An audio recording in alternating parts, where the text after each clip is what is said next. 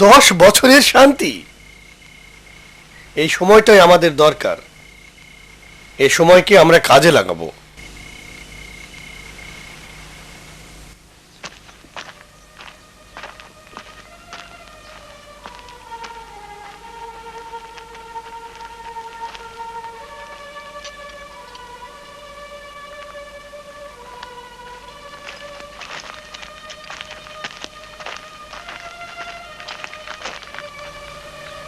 এই পত্রগুলো আল্লাহ রাসূল মুহাম্মদের কাছ থেকে পৃথিবীর শাসনকর্তাদের উদ্দেশ্যে, তাদেরকে ইসলামের দাওয়াত। হেরাক্লিস বাইজেন্টাইন সম্রাট, কিসরা পারস্যের অধিপতি, মুকাউকিস আলেকজান্দ্রিয়ার দেশপ্রেমিক, আপনারা পৌঁছে দিন।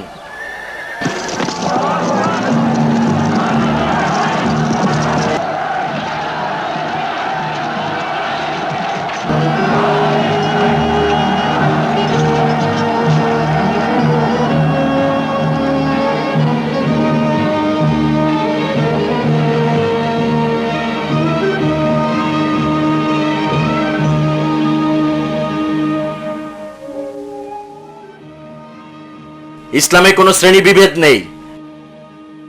একজন আরব একজন অনারবের চেয়ে শ্রেষ্ঠ নয়, একজন সাদা মানুষ কালো মানুষের চেয়ে শ্রেষ্ঠ নয়। সবাই একইভাবে আল্লাহর কাছে ফিরে যাবে। প্রতিবেশীদের ভালো না বেশে শুধু নিজের প্রতি ভালোবাসা রাখলে সে কিছুতেই বিশ্বাসী নয়। যে ব্যক্তি পেট ভরে খেয়ে ঘুমাতে যায় অথচ তার প্রতিবেশী থাকে অনাহারে, সে মুসলিম নয়। বিদ্বানের কলমের কালি শহীদের রক্তের চেয়েও দামি। মানুষের জ্ঞান সাধনা আল্লাহর কাছে খুবই পছন্দের বিষয়। তাই পড়তে শিখুন, এবং আপনি যখন শিখবেন অন্যকেও শিখান। সমস্ত কিতাবধারী ইহুদিদের জাবুর, খ্রিস্টানদের বাইবেল, আপনারা ওগুলোকে সম্মান করবেন। তাদের কিতাবগুলো একই উৎস থেকে এসেছে। আপনারা মুহাম্মদকে অতিমানব বলে ভাববেন না। একদিন তিনি জ্বালানির লাকড়ি সংগ্রহ করছিলেন। আমি গিয়ে বললাম, এটা আমাকে করতে দিন। তিনি বললেন, কেন? আমি বললাম, আপনি আল্লাহর নবী, সামান্য লাকড়ি করবার জন্য আপনি এদিক ওদিক ঘুরে বেড়াতে পারেন না।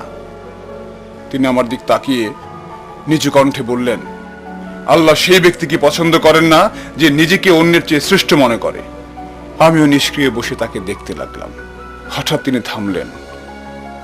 হাত ভরা লাকড়ি নিয়ে তিনি আমার কাছে এলেন, বললেন, হ্যাঁ, আমি আল্লাহর নবী, কিন্তু আমি নিজেও জানি না আমার কি পরিণতি হবে।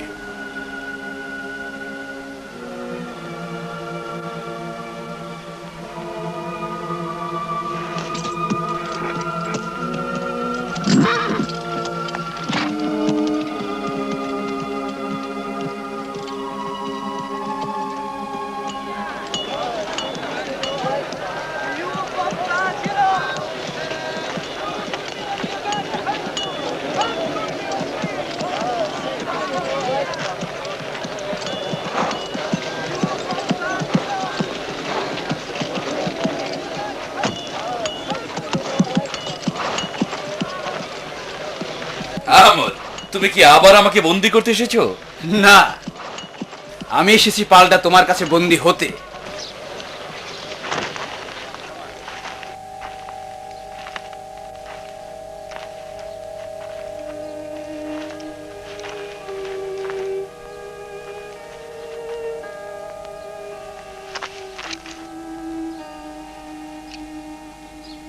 আমি সাক্ষ্য দিচ্ছি আল্লাহ এক ও অদ্বিতীয়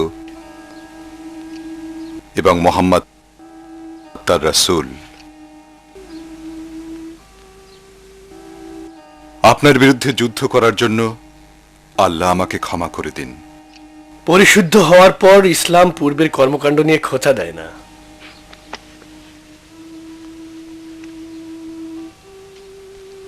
আমি দুঃখিত যে এগুলো পড়ে আমি আমার অলংকার, এগুলো যদি যোগ্য হয় আল্লাহ রাস্তায় কবুল করুন।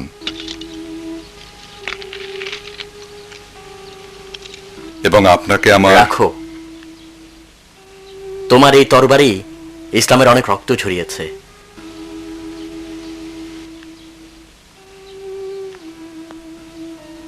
এখন আল্লাহর ইচ্ছায়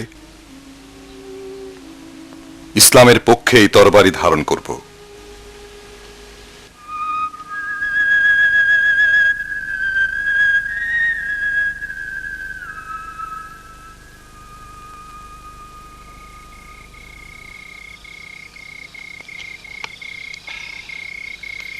আল্লাহর কাছে এগুলি খুবই সহজ।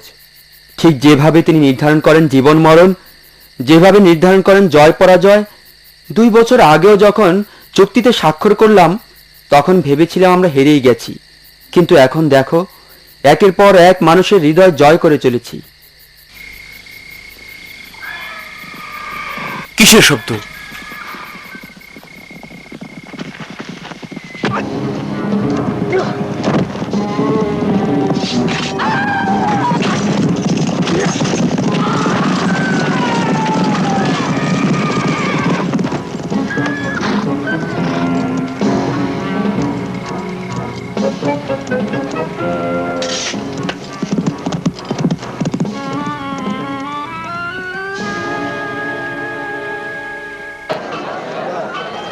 আবু সুফিয়ান আসছে, আবু সুফিয়ান।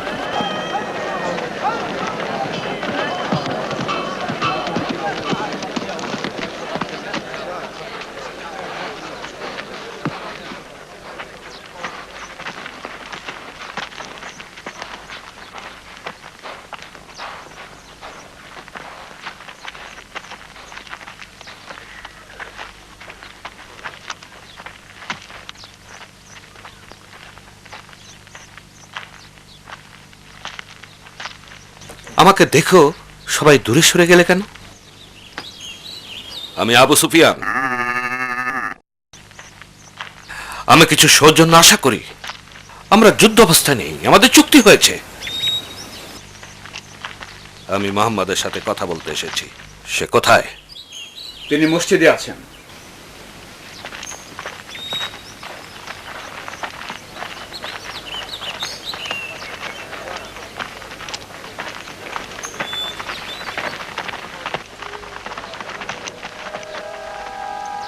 মোহাম্মদ, আমরা চুক্তিটি ভাঙিনি।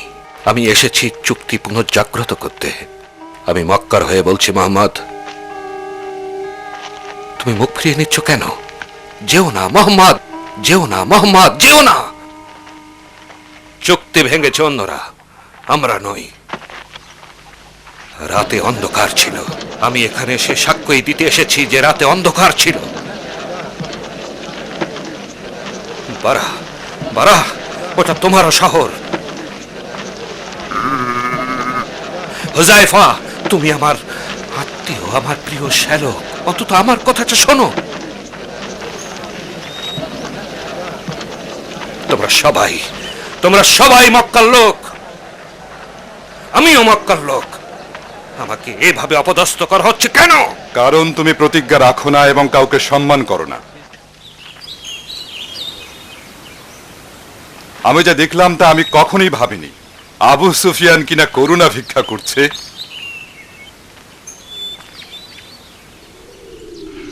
সব দিকে হেরে গেলাম। এমন একজনের কাছে যে কিনা ছিল সামান্য মেষপালক। আর চেয়ে চেয়ে দেখলে কিভাবে সেই মেষপালকের ধর্ম সারা বিশ্বে ছড়িয়ে গেল। দৃশ্যটি আমার চোখেই ছিল, তবুও কিছু দেখিনি। মক্কাকে বলে দাও যে দেবতারা মরে গেছে, ওদের টিকিয়ে রাখা কোনো প্রয়োজন নেই। তাড়াতাড়ি পা চালাও, নইলে এখানকার লোকেরা তোমাকে ঘিরে ধরবে। তুমি সেই ব্যক্তি যে চুক্তি ভঙ্গ করেছো।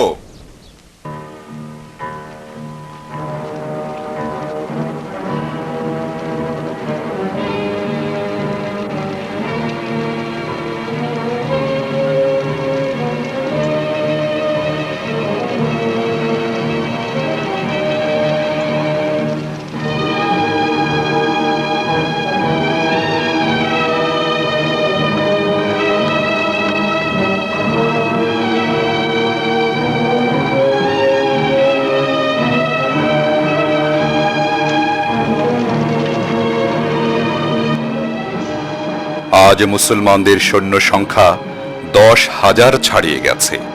প্রতিটি গোত্র থেকেই লোক তাদের সঙ্গে যোগ দিয়েছে।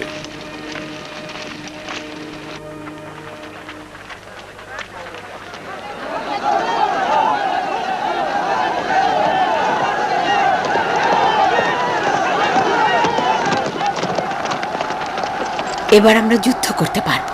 তুমি ফিরে এসেছো। রাস্তা বন্ধ করে দিন, আমরা ঘর থেকে আত্মরক্ষা করব। তাতে কোনো লাভ নেই।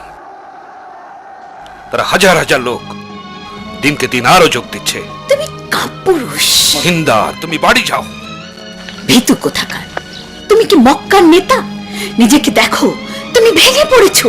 তারা তোমাকে গিলে আবার বমি করে ফেলেছে। আমার বাবার ভাই কি জীবন দিয়েছে তোমার কাপুরুষতা দেখার জন্য। তুমি বরং বাড়ি যাও। তুমি। আমরা টিকতে পারবো না, মক্কা দখল হয়ে গেছে। না, এ হতে পারে না, এ হতে পারে না। আমরা রাতে এখানেই অবস্থান করব। আমি মক্কা দেখতে পাচ্ছি, যদিও সামনে পাহাড়।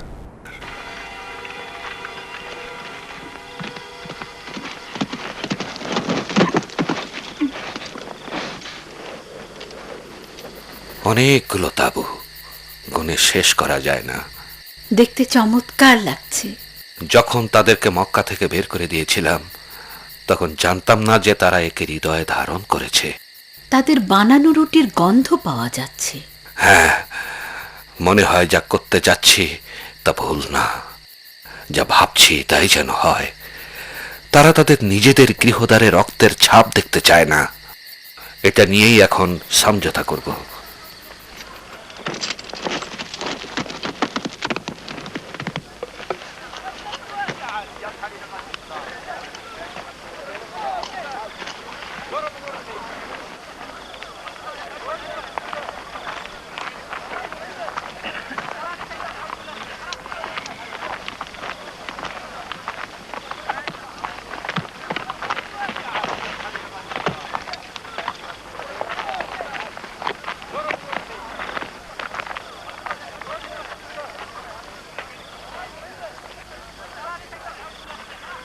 আমাকে তার কাছে নিয়ে চলো।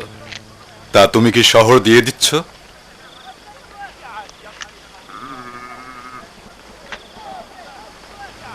তুমি আমাকে রুটি সাধলে না? অভ্যাগতকে আহারে নিমন্ত্রণ করা আরবের ঐতিহ্য। আমি বুঝতে পেরেছি তুমি আমাকে হত্যার সিদ্ধান্ত নিয়েছ।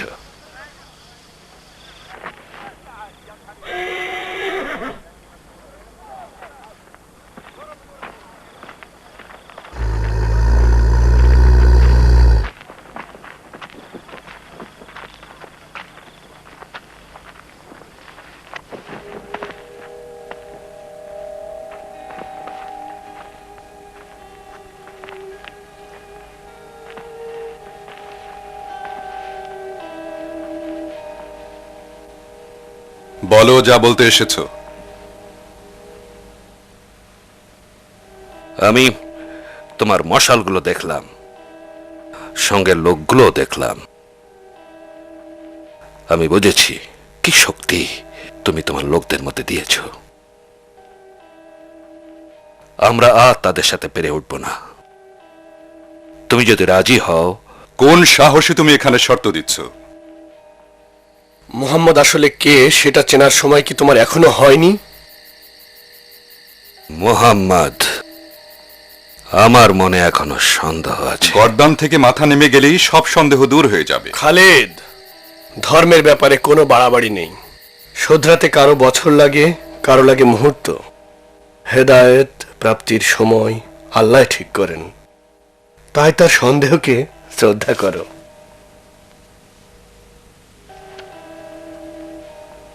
কৃষ্ণবরণ বন্ধু, তুমি সর্বোত্তম শিক্ষার্থী। আমি তাই, যা আল্লাহ আমাকে দিয়েছেন। ঠিক, যে দেবতার পূজা আমি করে এসেছি সে যদি কাজের হতো তাহলে আমাকে সাহায্য করত। আমি ঘোষণা করছি, কোন শরিক ছাড়াই আল্লাহ এক এবং আপনি তার প্রেরিত পুরুষ। যাওয়ার অনুমতি চাই। তারা আসছে, তারা 3 দিক থেকে আসছে, তাদের বিশাল সৈন্যবাহিনী। সবাই পালাও, নিজেকে বাঁচাও, মোহাম্মদ আসছে, পালাও।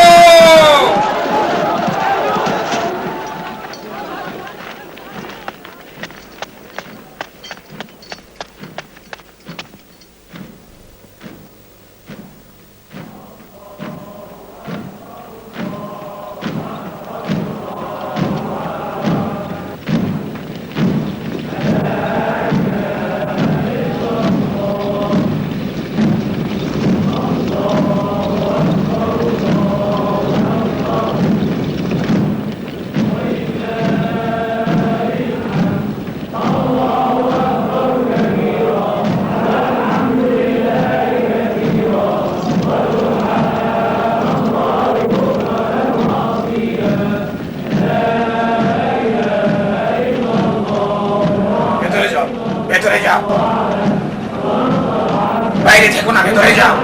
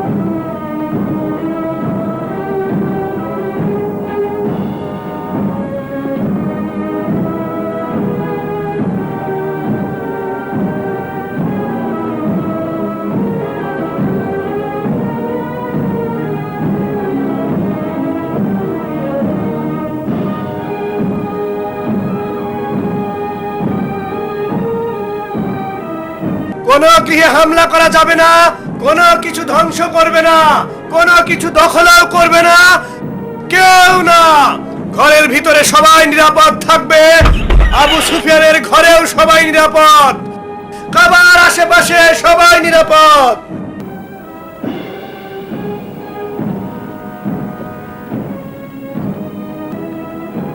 সে তার কথা শেষ অবধি রাখলো, কারো দরজায় আঘাত করেনি। সে হৃদয় জয় করেছে, যুদ্ধ নয়, এটা স্থায়ী বিজয়। আমরা কি বাইরে যাব? অবশ্যই যাব, ভয়ের কোনো কারণ নেই। আমরা এরকম করলাম কেন? আমরা যা করেছি তা ভুল ছিল। আমরা আমাদের ভুলের ফাঁদে আটকে গেছি। দেবতারা আসলে কর্মবোধহীন। ওই যে তিনি আসছেন, প্রবেশ করছেন কাবায়।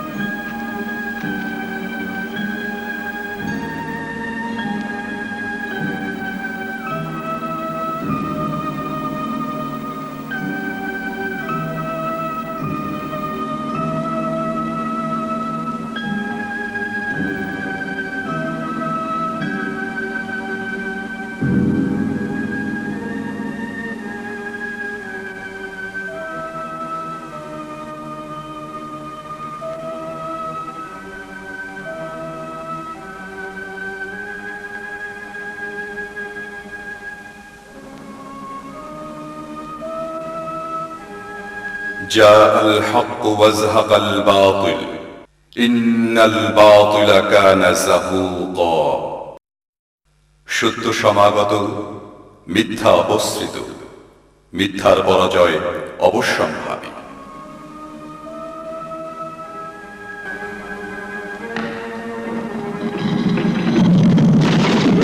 সব মূর্তি ভেঙে ফেলো, ভেঙে ফেলো সব মূর্তি।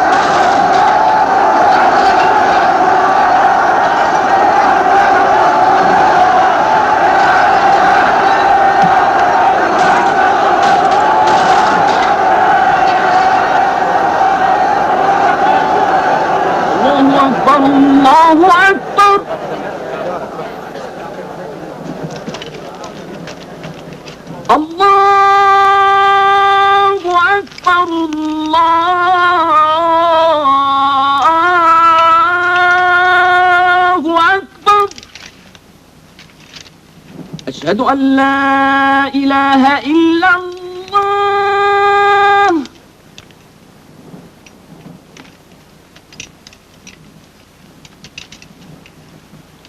أشهد أن لا إله إلا الله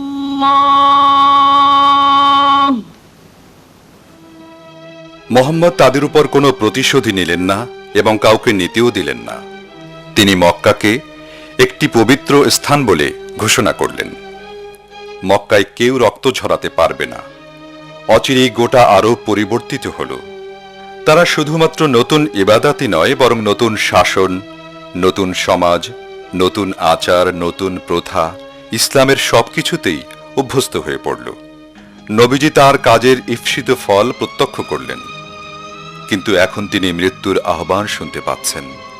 তার নবুয়তের একটি বিরাট কাজ তখনও বাকি ছিল, আর সেটা হচ্ছে নবুয়তি দায়িত্বের সমাপ্তি ঘোষণা, যা তিনি প্রকারান্তরে বিদায় হজের ভাষণে দিয়েছেন। তিনি লোকদেরকে তার কাছে ডাকলেন এবং শেষবারের মতো আল্লাহর নিকট আত্মসমর্পণের কথা বললেন এবং মানবতার গান গাইলেন। বললেন, হে মানব জাতি, ভালো করে শোনো, আমি হয়তো আর তোমাদের মাঝে বেশি দিন থাকব না। যারা তোমাদের মধ্যে গরিব তাদেরকে তাই খাওয়াও যা তোমরা খাও, তাই পড়াও যা তোমরা পড়ো।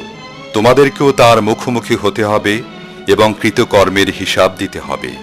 এখানে যারা উপস্থিত আছো তারা অনুপস্থিতদেরকে এ ব্যাপারে সাবধান করে দিও।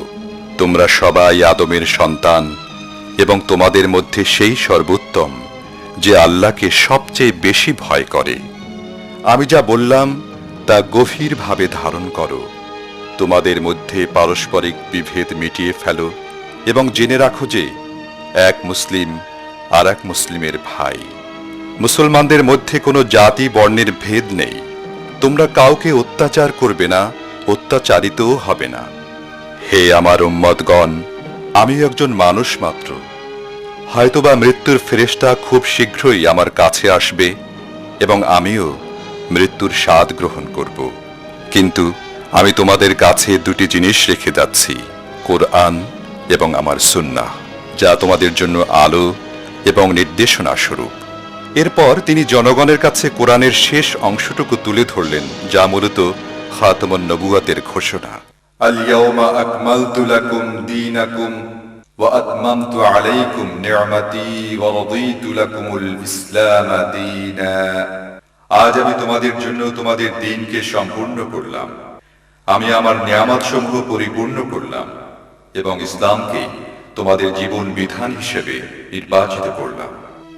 632 সালের জুনের 8 তারিখে 63 বছর বয়সে মুহাম্মদ সাল্লাল্লাহু আলাইহি ওয়াসাল্লাম শেষ নিঃশ্বাস ত্যাগ করলেন। তার অনেক অনুসারী ব্যাপারটি বিশ্বাস করতে পারছিল না। এরকম একজন মানুষ কিভাবে মারা যেতে পারে? তখন নবীর বন্ধু হযরত আবু বকর রাদিয়াল্লাহু তাআলা আনহু মসজিদে উঠে দাঁড়ালেন।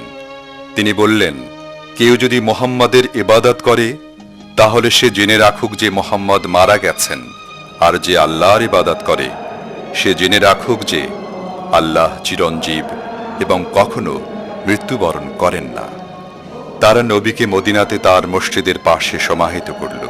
যে জীবন বিধান তিনি প্রচার করেছিলেন তা মানুষের হৃদয়ে স্থান করে নিল এবং বিশ্বময় ছড়িয়ে পড়ল। এখনো সারা বিশ্ব থেকে মানুষ মক্কায় আসে সেই হজের উদ্দেশ্যে। আল্লাহর কাছে সবাই সমান এবং এই জায়গায় সবাই ঐক্যবদ্ধ। প্রতিটি স্বতন্ত্র আত্মা এখানে এসে এক ইবাদতের মঞ্চে যোগদান করে।